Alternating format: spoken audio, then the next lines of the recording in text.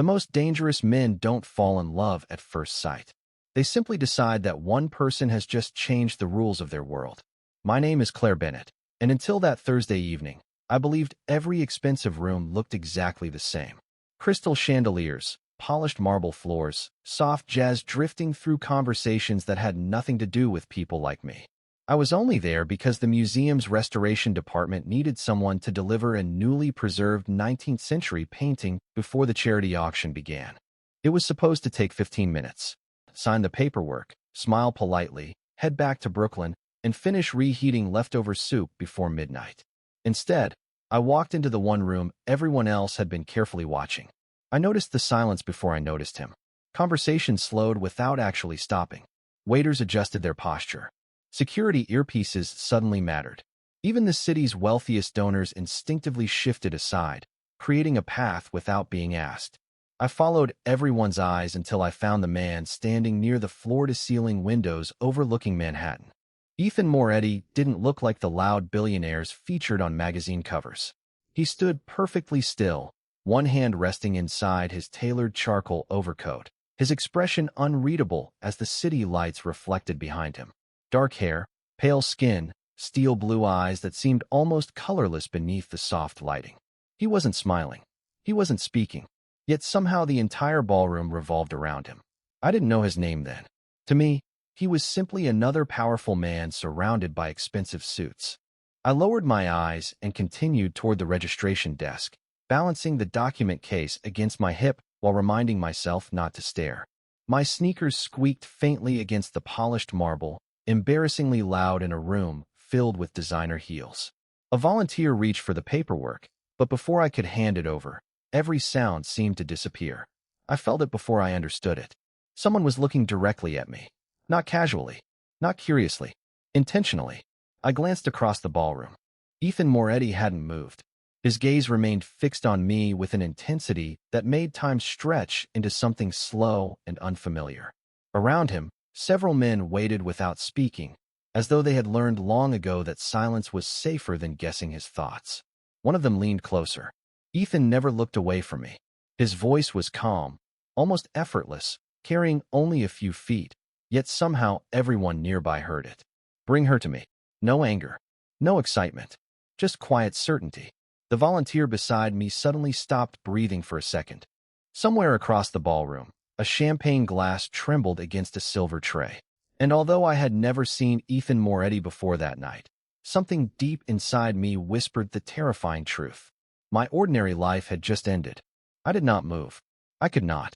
My fingers still rested on the leather document case, while every survival instinct whispered that walking away would be the smartest decision I would ever make. The men surrounding Ethan Moretti crossed the ballroom with measured confidence, not rushing, not grabbing, simply approaching as though the outcome had already been decided. The tallest among them stopped several feet away and offered a respectful nod. "Miss Bennett, Mr. Moretti would appreciate a few minutes of your time." Appreciate. That single word almost made me laugh. Nothing about the room suggested anyone refused a request from Ethan Moretti. I swallowed, forcing my voice to remain steady. "I have already delivered the painting. I should be leaving." The man smiled politely. "Then you will only be delayed for a moment." Every reasonable excuse disappeared before I could speak another word. Curiosity won the argument fear had started. I followed him across the ballroom, painfully aware that conversations resumed only after I passed. It felt as though invisible cameras had turned toward me, recording every uncertain step. Ethan remained exactly where I had first seen him. Up close, he appeared even calmer. The expensive watch beneath his cuff reflected the chandelier above, yet his attention never drifted from my face. His eyes studied me with unsettling patience, as though comparing me to a memory only he could see. He finally spoke. "Claire Bennett." Hearing my full name from a stranger tightened something inside my chest. "How do you know who I am?" His expression never changed. "You restore paintings at the Metropolitan Museum. You graduated from Columbia with honors. You live alone. You volunteer twice a month teaching art classes for children." My heartbeat stumbled. None of those details were secret, yet hearing them spoken aloud by someone I had never met felt strangely personal. "Why am I here?" I asked quietly. For the first time, Ethan looked away. His gaze settled briefly on the painting I had delivered, then returned to me. Because I do not believe in coincidences anymore. I frowned. I think you have mistaken me for someone else. Silence stretched between us. It was not uncomfortable for him. Only for me. He took one slow breath before speaking again. Perhaps. The answer surprised me. I had expected confidence, certainty, demands. Instead, I heard something that sounded almost like doubt. A server appeared beside us, carrying champagne. Ethan declined without looking. I noticed the untouched glass of sparkling water beside him instead. Everything about him suggested discipline, restraint, control practiced so completely that it had become effortless. Then he asked a question so ordinary it caught me completely off guard. Who gave you the silver compass pendant around your neck? Instinctively, my hand rose to the necklace resting against my collarbone. It had belonged to my mother for as long as I could remember. It was a family gift, I answered carefully. His eyes lingered on the pendant for one impossible second longer. Something almost invisible flickered behind his composed expression. Recognition. Not certainty. Recognition. Before I could ask another question, one of his associates quietly approached and whispered something into his ear. Ethan listened without reacting. When the man stepped back, Ethan looked at me once more. Miss Bennett, he said softly, I believe someone has been watching you for the past 3 weeks. My pulse froze. I opened my mouth to deny it, but the truth was I had noticed the same dark sedan parked outside my apartment twice that week. I had simply convinced myself it meant nothing. Ethan's voice remained calm. It means something. I wanted to tell him he was wrong. I wanted to laugh, thank him for his concern, and walk straight back into the ordinary life I understood. Instead, I stood there remembering the black sedan parked across from my apartment on Monday morning, then again outside the neighborhood grocery store 2 days later. I had convinced myself that New York was full of identical cars and anxious imaginations. Now I was no longer sure. If someone is watching me, I said carefully, why would they? Ethan did not answer immediately. His silence felt deliberate, as though every word he chose had already survived 100 revisions inside his mind. That is exactly what I intend to discover. I folded my arms, trying to steady the nervous energy building inside my chest. You keep speaking as though my life suddenly belongs inside your investigation. His expression remained calm. No, your safety does. I shook my head. You do not even know me. Something almost invisible softened in his eyes before disappearing again. That is what concerns me. The answer followed me long after I left him standing beneath the crystal lights. Outside, cool October air brushed against my face as I hurried toward the subway entrance. The sounds of Manhattan usually comforted me. Taxi horns, distant sirens, street musicians performing for strangers who rarely slowed down. Tonight, every sound seemed louder. Every reflection in every storefront made me glance over my shoulder. By the time I reached my apartment building in Brooklyn, I felt embarrassed by my own imagination. I climbed 3 flights of narrow stairs, unlocked my apartment, and stepped inside the familiar scent of old books, coffee, and fresh paint.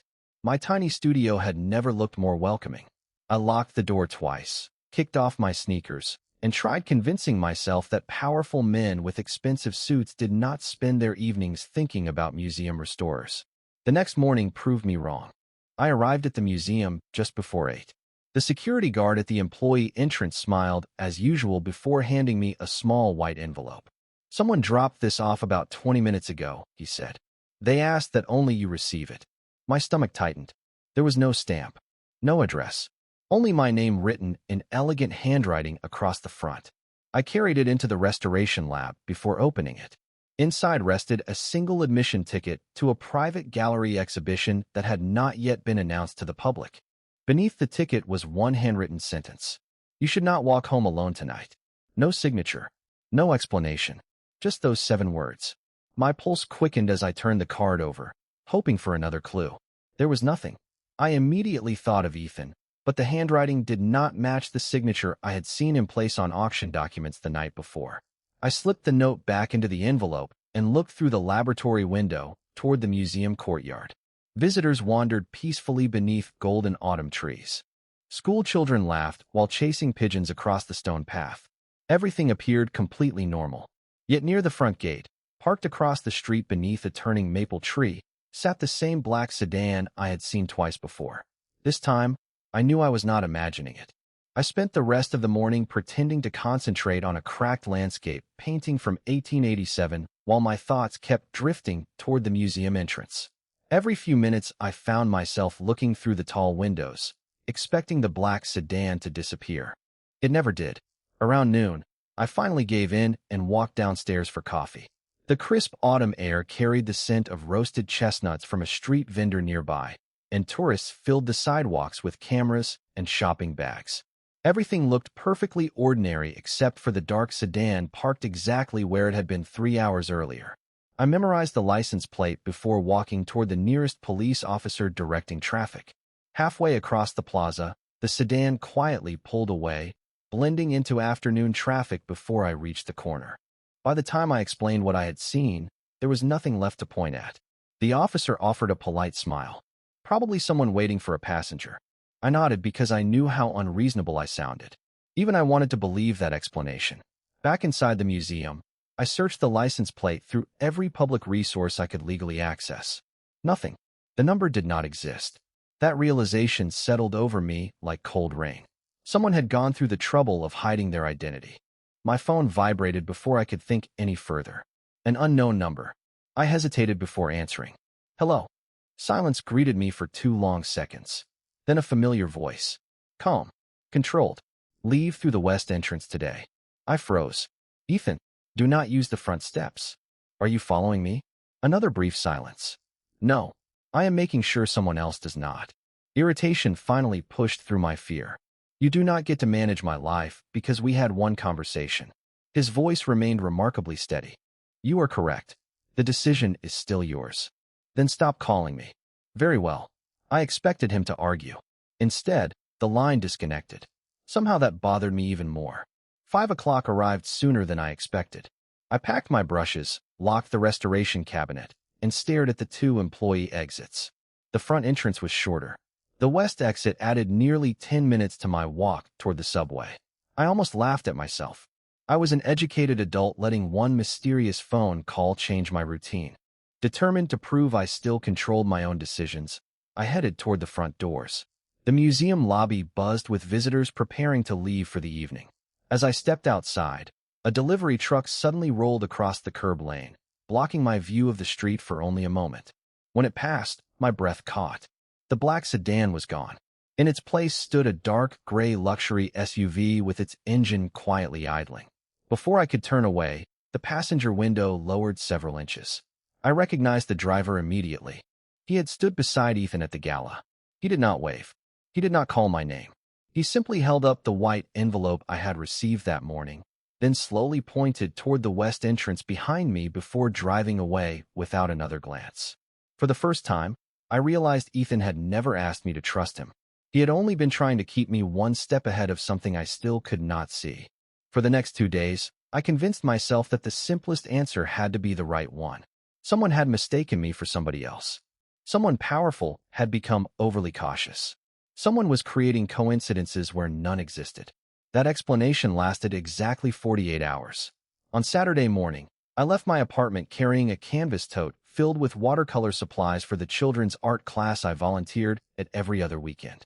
The community center sat only 6 blocks away, and I had walked the route dozens of times without thinking twice. The neighborhood felt comfortingly familiar. Parents pushed strollers along tree-lined sidewalks. A baker placed fresh pastries into the display window. A golden retriever pulled its owner toward a nearby park. Ordinary life surrounded me, almost convincing me that the strange events of the week belonged to another version of myself. Halfway to the community center, I noticed a black sport utility vehicle parked across the street. It was not the same sedan. Different model, different wheels, different driver. Yet the moment I crossed the intersection, the vehicle quietly rolled forward at exactly the same speed as my steps. I stopped to tie my shoe. It stopped. I entered a bookstore for nearly 15 minutes, pretending to browse travel guides while secretly watching through the front window. The vehicle remained outside. My pulse climbed steadily. I refused to panic. Instead, I walked into the crowded community center, greeting children and parents with my brightest smile. For the next 3 hours, I helped little hands mix colors, paint autumn leaves, and proudly display masterpieces that only children could imagine. Their laughter almost erased my growing uneasiness. Almost. As class ended, one of the mothers approached me holding her phone. "Claire, I think this belongs to you." Confused, I looked down. It was not my phone. Resting beside it on the lobby table was another white envelope with my name written in the same elegant handwriting. My smile disappeared. I opened it carefully. Inside was a single folded sheet of paper. There were only 6 words. "Do not leave through the front entrance." I looked up instantly. Through the glass doors, I could see the black sport utility vehicle still parked across the street. My heartbeat echoed in my ears. "Miss Bennett," the mother asked gently, "are you all right?" Before I could answer, another familiar voice spoke from behind me. "She will be." I turned so quickly that the envelope slipped from my fingers. Ethan Moretti stood near the reception desk wearing a dark navy coat instead of the tailored suit I had expected. He looked completely out of place among colorful drawings and tiny backpacks, yet none of the children seemed frightened by him. In fact, one little boy walked over and proudly showed him a finger painting covered in bright blue handprints.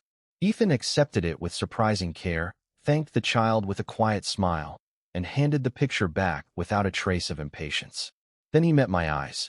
"Claire," he said calmly, "someone now believes you are important to me. That assumption has just made your ordinary life much more complicated. People believe that the truth arrives all at once. It does not. It arrives one quiet sentence at a time until there is no room left for denial."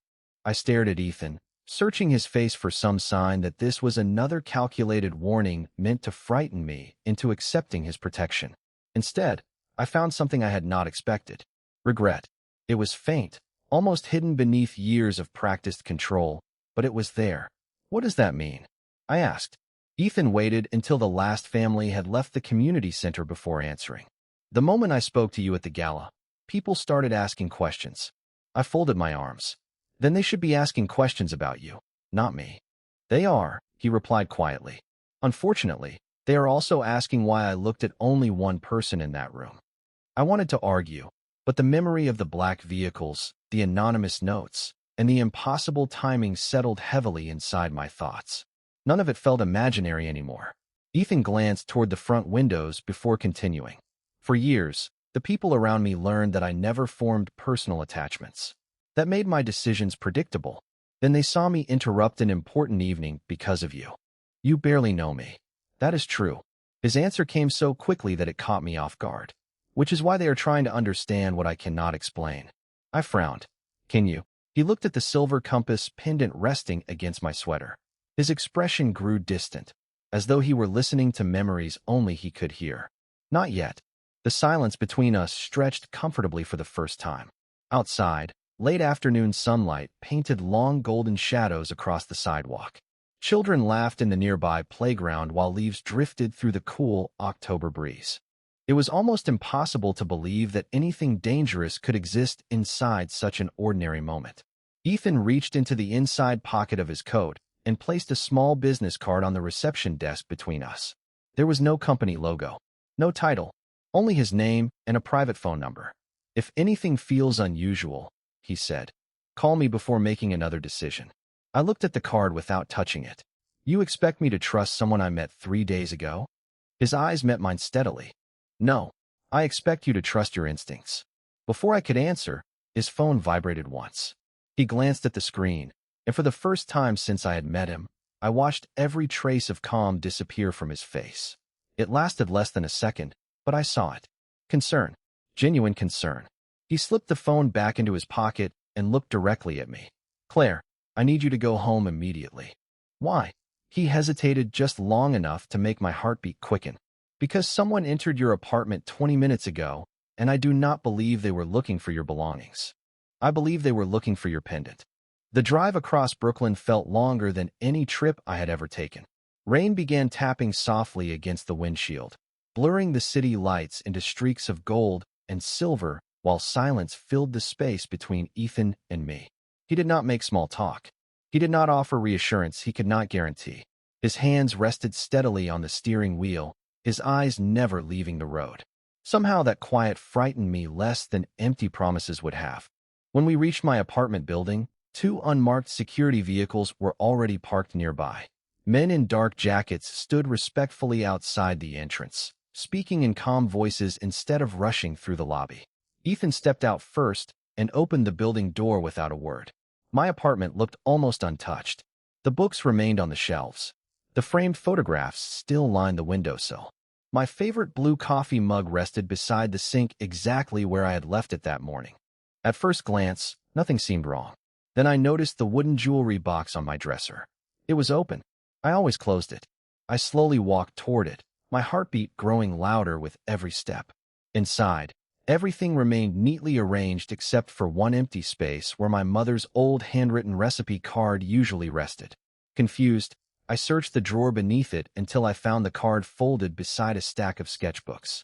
Whoever had entered had not stolen anything. They had simply looked through everything surrounding the silver compass pendant. They were searching, I whispered. Ethan nodded once. Very carefully, I turned toward him. Tell me the truth. Why does this necklace matter? For several long seconds, he said nothing. Rain continued tapping against the apartment windows while the city hummed quietly beyond the glass. Finally, Ethan reached into the inside pocket of his coat and removed an aged photograph protected inside a transparent sleeve. He handed it to me with remarkable care. The picture had faded with time, but the faces remained clear. A young woman stood smiling beside an older gentleman outside a lighthouse overlooking the Atlantic Ocean. Around the young woman's neck hung a silver compass pendant identical to mine. My breath caught. Who is she? I asked softly. Ethan looked at the photograph as though it belonged to another lifetime. Her name was Eleanor Brooks. His voice remained controlled, yet every word carried unexpected weight. 3 years ago, she disappeared from my life before I could ask the questions that mattered most. I looked back at the photograph, then down at the pendant resting against my sweater. They matched perfectly. You think I knew her? I asked. Ethan slowly shook his head. No. His eyes met mine with complete certainty. I think your mother did. The room suddenly felt smaller. Every memory I had dismissed as ordinary began rearranging itself into something unfamiliar. My mother had rarely spoken about her childhood. She had changed the subject whenever I asked about relatives, old friends, or the small coastal town where she had grown up. I had always believed she simply preferred privacy. Now, for the first time in my life, I wondered whether she had been protecting a story that was never meant to be forgotten. The photograph remained in my hands long after Ethan stopped speaking. The faded edges, the weathered lighthouse, the familiar silver compass resting against Eleanor Brooks's sweater all seemed impossible to explain away. I walked to the window and looked down at the rain washing across the quiet Brooklyn street below. My reflection stared back at me, the pendant resting in exactly the same place. My mother never mentioned Eleanor, I said softly. She hardly mentioned anyone from her hometown. Ethan remained several feet away, giving me space instead of answers. Some memories are buried because they hurt, he replied. Others are buried because someone wanted them forgotten. I turned toward him. Which one do you believe this is? His eyes settled on the photograph again. I have spent 3 years trying to answer that question. There was no anger in his voice, only exhaustion. It was the first crack I had seen beneath the calm exterior that everyone else seemed to fear. For a long moment, neither of us spoke. The silence no longer felt threatening. It felt honest. I finally reached into an old storage box beneath my bed, where I kept family keepsakes I rarely opened. Dust covered the lid. Inside were birthday cards, childhood drawings, and a small leather journal that had belonged to my mother. I had never read it because she had always respected privacy, even after she passed away. Tonight, that promise felt different. Slowly, I opened the first page. Most entries described ordinary moments, grocery lists, favorite books, little memories from raising me alone. Then a folded piece of paper slipped onto the floor. My hands trembled as I unfolded it. It was an old postcard showing the same lighthouse from Ethan's photograph. On the back, written in my mother's handwriting, were just 2 sentences. If anything ever happens, keep the compass with Claire. She must never know until the time is right. My breath caught. Ethan quietly stepped closer, but stopped before crossing the last few feet between us. May I? He asked. I handed him the postcard. He read the words once before closing his eyes briefly, as though another missing piece had finally found its place. She knew, he whispered. Your mother knew all along. I searched his face. Then tell me everything. He slowly shook his head. I cannot. Not tonight. Frustration rose inside me. Why not? He looked toward the apartment door, where one of his security team quietly confirmed everything outside remained calm. Then he faced me again. Because someone else has already realized the journal exists. My heart skipped. How could they possibly know that? Ethan carefully returned the postcard to my hands. Because only 3 people ever knew your mother wrote it. His voice became almost inaudible. One of them is still alive, and according to my latest report, they are already on their way to New York. Morning arrived quietly, but nothing about my life felt ordinary anymore. The rain had disappeared, leaving the streets washed clean beneath a pale October sky. I barely slept. Every time I closed my eyes, I saw the lighthouse, the photograph, and my mother's handwritten words repeating inside my mind. Ethan had remained in the apartment until sunrise, not because I asked him to, but because leaving without answers seemed impossible for both of us. We sat across from each other with untouched coffee growing cold between us. Finally, he broke the silence. 3 years ago, I believed power could solve every problem. His voice remained steady, yet softer than I had ever heard it. Then I lost someone because I trusted the wrong people and ignored the right questions.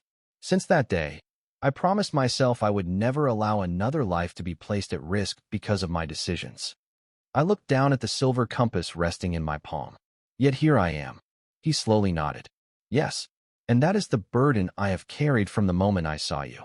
A quiet knock interrupted us. One of his associates entered respectfully and handed Ethan a sealed envelope before leaving without another word. Ethan opened it, read the single page inside, and released a slow breath. Instead of relief, I saw acceptance. He handed me the paper. According to the report, the visitor traveling toward New York was not an enemy. She was an elderly woman named Margaret Collins, the final surviving friend of my mother and Eleanor Brooks. She had requested only one meeting, insisting the truth had been hidden long enough. I read the page twice before looking back at Ethan. So everything changes now. He gave a small nod. Everything begins now. I stood and walked toward the apartment window. The city stretched endlessly beneath the morning sun, filled with millions of strangers beginning another ordinary day. Only a week earlier, I had been one of them. I turned back toward Ethan. For the first time since we met, I saw no distance between the powerful man the city feared and the quiet man standing alone in my living room. I crossed the room and gently placed the photograph back into his hands. You spent 3 years searching for answers, I said. You do not have to search alone anymore. He looked at me with genuine surprise, as though no one had spoken those words to him in a very long time. He did not reach for my hand. He did not make promises he could not guarantee. Instead, he offered the first completely unguarded smile I had ever seen. It was small, almost uncertain, but unmistakably real. In that moment, I finally understood that the strongest walls are not built from stone or influence. They are built from fear. And sometimes, all it takes to change a life is not the power to command the room, but the courage to trust one honest heart enough to open the door.